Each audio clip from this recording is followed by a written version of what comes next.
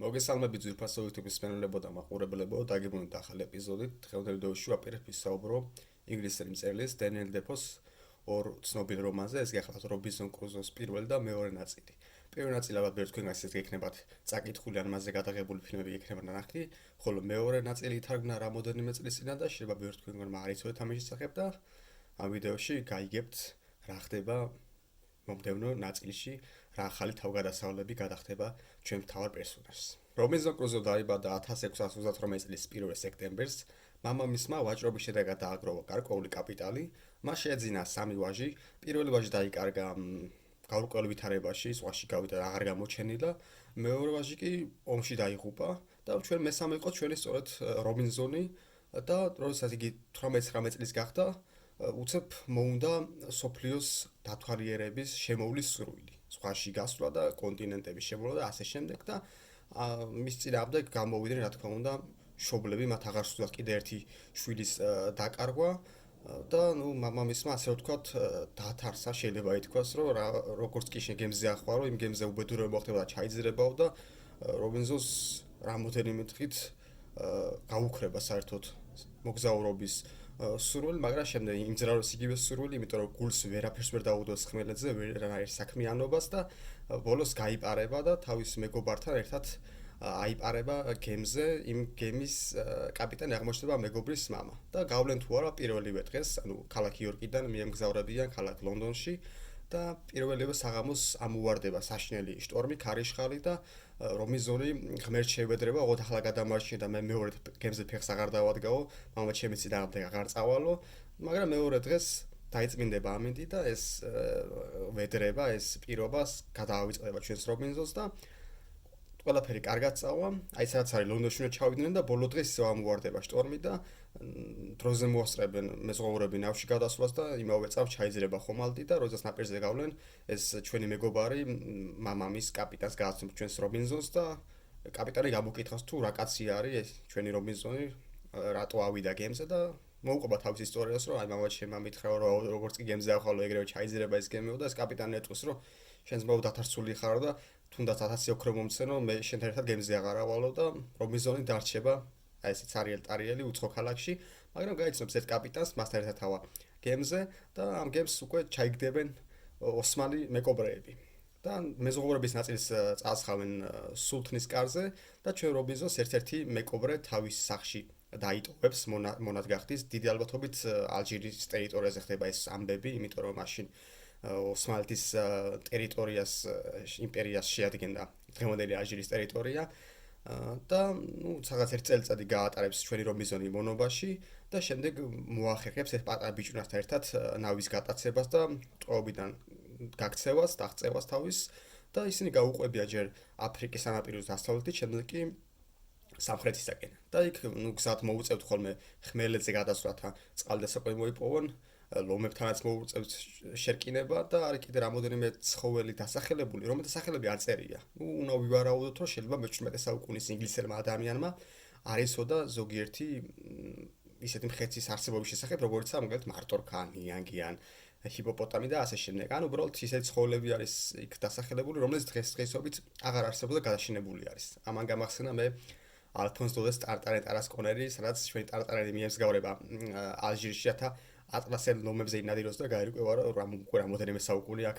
კაციშვილს რომი აღარ უნახავს, იმიტომ რომ ნადირობის შედეგად იყვნენ გადაშენებული. და აგრეთვე მსგავს თემატიკაზე მახსენდება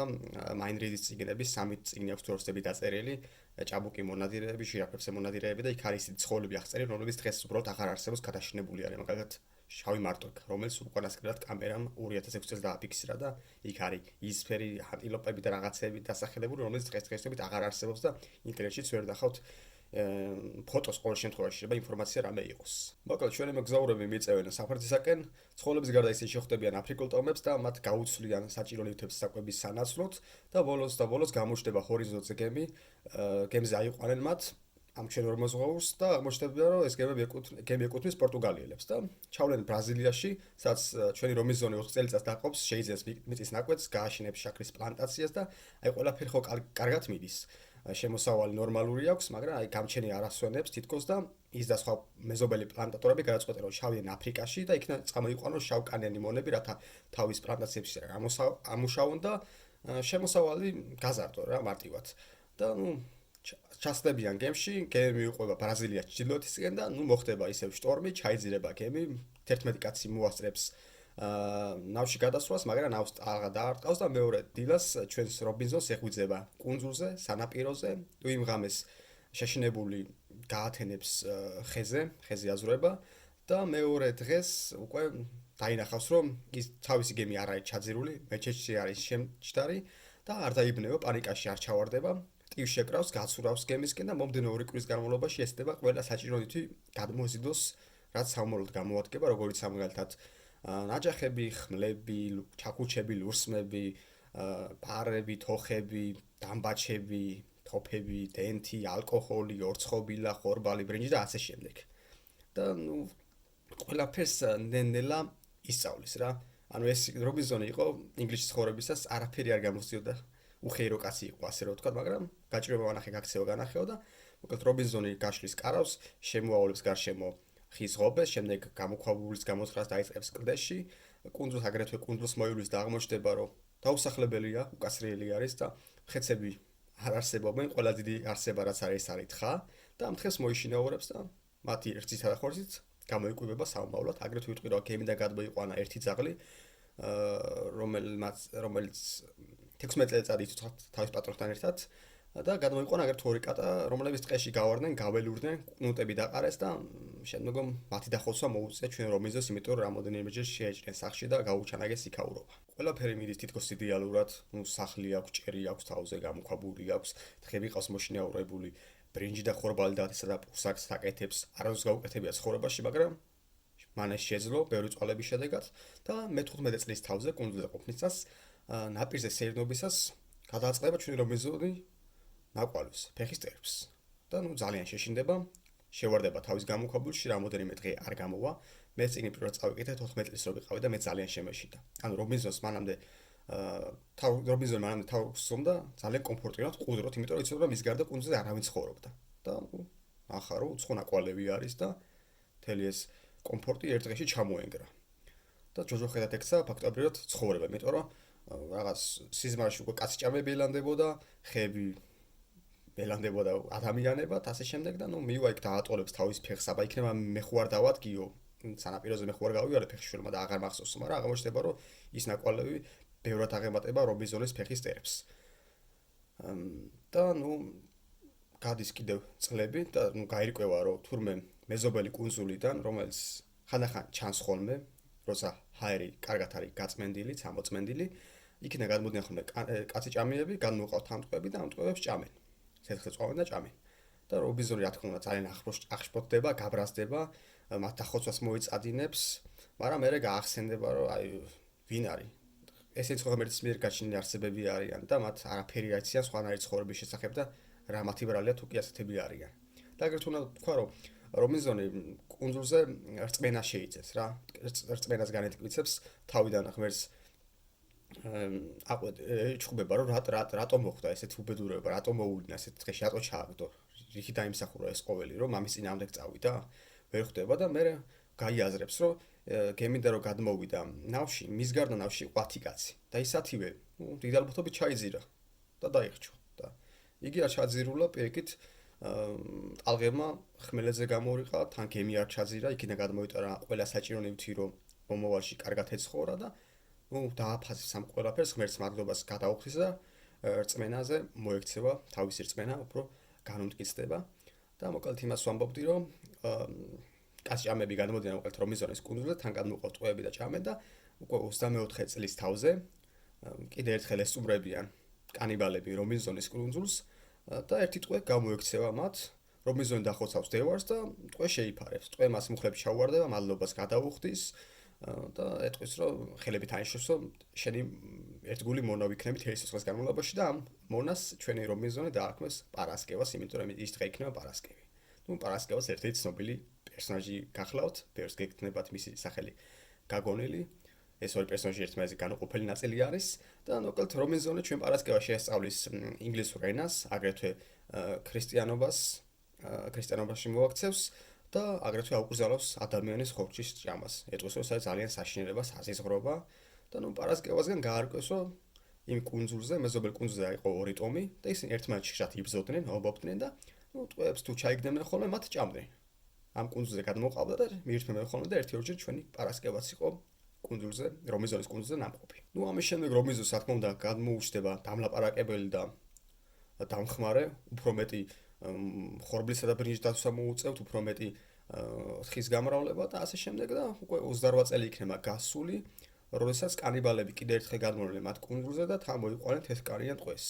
და რომიზონი მას გადაარჩენს, აღბოჩდება, რომ ეს არის ესპანელი და მეზობელ კუნძულზე კიდე 16 ესპანელი იმყოფება და მათ რომიზონისგან განსხვავებით არ გაუმართლათ, იმიტომ რომ არ აღმოაჩნდათ ყველა საჭირო ინსტრუმენტი, რათა ცხოვრება კარგად მოეწყო და ერთ-ერთი ტომის ფარველობის ქვეშ აღმოჩნდნენ და ერთადერთი საკვები მათთვის იყო ძირითადად მცენარეულობა. ესპანელები მოგხსენებათ, ახლა ადამიანის ხორცის ჭამას არ დაიწყებდნენ. და აგრეთვე გაანთავისუფლებენ ისინი ესპანელთან ერთად პარასკევას მამა და შვილსა და მამას ერთმანეთის ნახვა ძალიან გაუხარდება და რომიზონი ეტყვის ჩვენ ესპანელსო, ახლა მე შენ გაგატან ამ ნავს, გადადი მეზობელ კუნძულზე და შენი მეგობრები გადმოიყვანე ჩემთან და ერთად ბედნიერად ვიცხოვრობთ, იმიტომ რომ ყველაფერი გვაქვსო და პატარა კოლონიას დავავარსებთო და მოკლედ ესპანელი და პარასკევას მამა გაემართებიან მეზობელ კუნძულზე და ამ დროს რამოდენიმე დღის შემდეგ გამოჩნდება ჰორიზონტზე გემი, გემიდან გამოემართება ნავი რომიზონის კუნძულზე და იქიდან გადმოსხდებიან ინგლისელები, თან მოიყვანეს 3 ინგლისის ტყვეს და გაირკვევა, რომ ერთ-ერთი ტყვე არის კაპიტანი გემის და 2 მისი უერთგულესი ქვეშევრდომი. და თურმე ამბოხი მოხვდა გემზე და კაპიტანი დაუწყევებიათ, გემი ჩაუგდიათ ამ არამზადებს და რომიზონი მოკლედ გადაარჩენს კაპიტანს და ამის შემდეგ რამოდენიმე ამბოხებლის თავის ხარეს გადმოიბირებენ და კაპიტანი დაიბრუნებს მოკლედ თავის გემს, მოკლედ რო ვთქვა, დეტალებში ვარ შევიდეთ და რამოდენიმე ამბოხებულს დატოვებენ კუნძულზე, იმიტომ რომ თუ მათ შეიყვანენ ინგლისში მათ სასჯელი და ჩამოხრჩობა არ ასწება და გადაწყვეტა რომ კუნძულზე დარჩინეს 3 ამბოხებული და მეორე ნაწილი დაწყეში გაირკვევა 3 კი თურმე 5 ყოფილა. იმიტომ რომ მე დენიელ დეფომ რაღაცები შეცვალა, რომ უფრო საინტერესო გაეხადა მეორე ნაწილში თხრობა. მოკლედ მადლიერი კაპიტანი რომიზონს ეტყვის, რომ სადაც გინდა იქ წაიყვანა და რომიზონი 28 წლიანი ცხოვრების შემდეგ კუნძულზე ცხოვრებას გულისხმობ დაბრუნდება თავისშობლივ ინგლისში, თან ჩაიყვანს რა თქმა უნდა პარასკევას და იქ ახლა ევროპაში რაღაც თავგადასავლები გადახდება, დეტალებში არ შევალ და აგრეთვე და წერილებს გააგზავნეს ბრაზილიაში და დაამტკიცებს, რომ კლავაც უცხალია და ის პლანტაცია ისე მას ეკუთვნის და მოკლედ დიდი შემოსავალს მიიღებს თავისი პლანტაციისგან და თითქოს აი ყველაფერი ხო იდეალურად მიდის, აღარაფერი აღარ აკლია, თავის სამშობლოშია შემოსავალი აქვს, თავის ერთგული სამხური გვერდი ტყავს, მაგრამ აი მართლაც რომ კუზიან სამარე ვერ გაასწორებს, რა თქვა მია ამ სიტყვებით იწყება მეორე ნაწილი და სანამ მეორე ნაწილს გადავდოდი, მანამდე ვიტყვი, რომ დამაინტერესა მართლა თუ არსებობდა ეს რომიზონის კუნძული, დავგუგლე, არსებობს რომიზონის კუნძული, ოღონდ წყნარ ოკეანეში ჩილესთან ახლოს, თუმცა ეს არ არის კუნძული, რომელიც დენიელ დეფომ აღწერა და მის მიერ აღწერილი კუნძული მის მიერ არის გამოგონილი. და იქ არის რამოდენიმე გეოგრაფიული ობიექტი დასახელებული, ერთი გახლავთ ტრინადიდი და დავგუგლე და არსებობს ესეთი კუნძული ტრინადიდი და ტობაგო, საკმაოდ მოზრდილი კუნძული არის. დღეისთვის დასახლებულია თავის ქალაქების სოფლებით. ეს კუნძული მდებარეობს დღევანდელი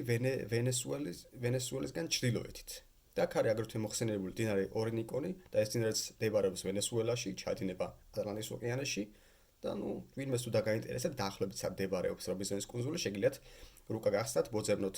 ვენესუელა და მისგან ჩრდილოეთით ეძებოთ ეს არარსებული კუნძული, არ მისული, ასე რომ ვთქვათ, კარიბის ზღვასთან. რაც შეეხება მეორე ნაწილს, ხრობის დასაწყისში ჩვენი რომიზონი უკვე 60 წლის არის, მან მოიყვანა ცოლი, შეეძინა შვილები, თუმცა ერთი დღითაც კი არ დაუტოვებია კუნძულს ფიქსა და უცნებას იგი და ყურადღების გადასატანად შეეძინა ფერმა, რათა საქმისთვის მოეკიდა ხელი, თუმცა ერთ დღესაც გარდაეცვალა მას ძვირფასი მეუღლე და ვერც შვილებმა და ვერც ვერაფერმა შეაკავა იგი და ავიდა გემზე, რომელიც კაპიტანის გახლავთ მისივე ძმისშვილი და გაემგზავრა თავისი კუნძულისაკენ, სადაც უკვე მთელი კოლონია დახვდა. თან ჩაიყვანა კერავები, დურგლები, მჭედლები და ასე შემდეგ და გაირკვა, რომ ამ კუნძულზე ცხოვრობენ იჩვენებდი ესპანელი, მეზობელი კუნძულიდან პარასკევას მამა და აგრეთვე ის 5 ამბოხებული ინგლისელი, რომლებმაც ცოლად შეერთვეს აბორიგენები. და გაირკვა, რომ თავიდან ეს ორი მხარე, ესპანელები და ინგლისელები დაპირისპირებულები იყვნენ, თუმცა შემდეგ მოვიდნენ კაცი ჭამიები მათ შეიტყვეს მათი არსებობის შესახებ და უფრო მეტი და მეტი გადმოვიდნენ კუნძულზე და მათთან ბრძოლამ ისინი დაახლოვა და შექმნეს რამოდენიმე დასახლება კუნძულზე. ამის შემდეგ ჩვენმა კმაყოფილმა გუბერნატორმა, გამგებელმა რობინზონ კრუზომ კმაყოფილებით ბედნიერმა დატოვა მოკლედ ეს კუნძული და გაემართა ბრაზილიისკენ. ბრაზილიიდან გადავიდა უკვე კუნძულ მადაგასკარზე, სადაც რამოდენიმე მეზღვაურმა მთელი სასაკლაო მოაწყო, ამობუა მთელი სოფელი, მთელი ტომი ადგილობრივი, რამაც ძალიან აღაშფოთა ჩვენი რობინზონ კრუზო, რომელიც კუნძულმა აქცია ნამდვილ ქრისტიანად რა. ასწავლა შებრალება, შეცოდება და მისი ეს ჰუმანურობა ვერ აიტანეს იმ მეზღვაურებმა, იფიქრეს ინგლისში რომ ჩავალთ ალბათ ეგრევე დაგვაბეზღებს და სამართალში მიაცემინებს ჩვენ თავსო და როდესაც ბენგალის ყურეში სანაპიროზე ჩავა ჩვენი რობინზონი მას უკან გემზე აღარ აუშვებენ და ვერც მისი ძმისშვილი გახდება ვერაფერს, რომელიც გემის კაპიტანი გახდა და რობინზონს გამოუყოფს ორ ერთგულ ხელქვეითს და ჩვენი კრუზო იძლებული გახდება რომ დარჩეს აქ ბენგალის სანაპიროზე და გაეცნობს ვაჭარს, შეიძენენ გემს და რამოდენიმე წლის განმავლობაში ვაჭრობას მიჰყობენ ხელს. შემდეგ გაჩნდება იქნება უკვე ჩინეთი და აღწერილი არის იმდროინდელი ჩინეთი, როგორ ღარიბულად ცხოვრობს ხალხი, მაშინაც რომ დიდი მოსახლეობა ყავდა იმდროინდელ ქალაქებს და მიუხედავად იმისა, რომ გაჭირვებაში ცხოვრობს ეს ხალხი, მაინც ქედმაღლები არიან და მათ რო დახმარება რო შესთავაზო და ხელის გამართვა ზემოდან გადმოგხედავენ და დაქცინებენ ამ ყველაფრის გამო და შემდეგ არის უკვე გაემართებიან, გაივლიან ჩინეთის კედელს, შეხვდებიან თათრებსა და მონღოლებს და მათთან დაპირისპირება მოუწევს და ბოლოს გადავლენ როგორც იქნება რუსეთში, ციმბირში და კრუზო წერს რომ როგორც იქნება გადავიდეთ ქრისტიანულ ქვეყანაში, თუმცა ძნელია ასეთ ხალხს ქრისტიანები უწოდო, დღესაც ძნელია ნამდვილად მათ სარწმუნოება ქრისტიანობას უცხოანართ ესმითო და რო იგონოთ რომ რაღაც ცივილიზაციას მიაღწიეს, აღმოჩნდება რომ ეს არ არის. სოფლებში განან რუსი სამხედროები, თუმცა ადგილობრივი კიდრი არიან კერპთაყვანისმცემლები, სრუმორწმუნეები და ძალიან შორს არიან მოკლედ ცივილიზაციისგან. და რუსეთის ტერიტორიაზეც არაერთხელ მოუწევთ მოკლედ თათრებთან და მუსულმანებთან მათ შერკინება და პირისპირება და ბოლოს როგორც იქნება ერთ ზამთარს გადააგორებენ მოკლედ რუსეთში, ჩავა მოკლედ ჩვენი რობინზონი ევროპაში, ჯერ ქალაქ ჰამბურგში, შემდეგ კი მშობლიურ ინგლისში 78 წლის ასაკში და ალბათ სიბერე რო არ ალბათ შეიძლება კიდე ასულიყო გემზე და კიდე სადმე წასულიყო. მაგრამ და წერს იგი რომ გადავწყვიტე რომ აწი სიბერე ტკბილად გავატარო ჩემს სახლში, ჩემს შვილებთან და მეგობრებთან ერთად. ნუ ასე სრულდება ეს ნაწარმოები, ეს დიდი თავგადასავალი ამ კაცისა. რა თქმა უნდა, ამ წიგნის მიხედვით გადაღებულია უამრავი ფილმი თუ სერიალი, ყველაზე ხშირად ეკრანიზებადი ნაწარმოები გახლავთ იგი. და რამოდენიმე მათგანი მინდა გავიხსენო, ერთ-ერთი არის მაგალითად 80-იანი წლების იტალიური კომედია, მე-20 საუკუნის რობინზონ კრუზოზე მოგვითხრობს ეს ფილმი, რომელსაც კრიტიკული თვალით უნდა შევხედოთ, მხოლოდ დიდი არის წიგნიდან გადაღებული, დანარჩენი ყველაფერი არის შეცვლილი და ეპატიება, აინც კომედია არის. კიდე მახსენდება 98 წლის ფილმი, ამას წინათ ვნახე ტრეილერი და გამახსენდა რომ რაღაც მონაკვეთი მქონდა ბავშვობაში ნახი და ერთი სცენა მინდა გავიხსენო, როდესაც კრუზო და პარასკევა ლაპარაკობენ ღმერთზე და სარწმუნოებაზე და იქ პარასკევა ეუბნება რომ ჩემი ღმერთი არის ნიანგი და მისი მწამსო და კიდე მახსენდება სერიალი, რომელიც გადიოდა ჩემს ბავშვობაში ტელეკომპანია იმედზე. ოღონდ ძალიან შეცვლილი იყო იქა სცენარი. ეხლა რაც ვიხსენებ რა, სამი რამ იყო მხოლოდ წიგნე გადატანილი, ეს იყო რობინზონ კრუზო, პარასკევა და კუნძული თვითონ. კიდევ უამრავი ფილმი თუ სერიალი იმასე გადაღებული, ალბათ მულტფილმების და შეგიძლიათ ნახოთ ისინი, მას შემდეგ რაც იქს წაიკითხავ და შეაფასოთ ისინი. დღეს კი ამით დაგამშვიდობებით, სრული სამი შეგიძლიათ მოიწონოთ ჩემი ვიდეო, გამოიწეროთ არხი, ნუ გარეთ საშინელი ამინდია, დილალბოთობის შემოდის ვიდეოში ჭეკა ქოხილის ხმა. პრინციპში ამ ნაწარმოებს რობინზონ კრუზოს კი უხდება მსგავსი ხმები. მოკლედ დაგემშვიდობებით და შეგიძლიათ კომენტარებში დააფიქსიროთ თქვენი აზრი, მომსწრე რჩევები, შენიშვნები და ასე შემდეგ. კარგად ბრძანდებოდეთ.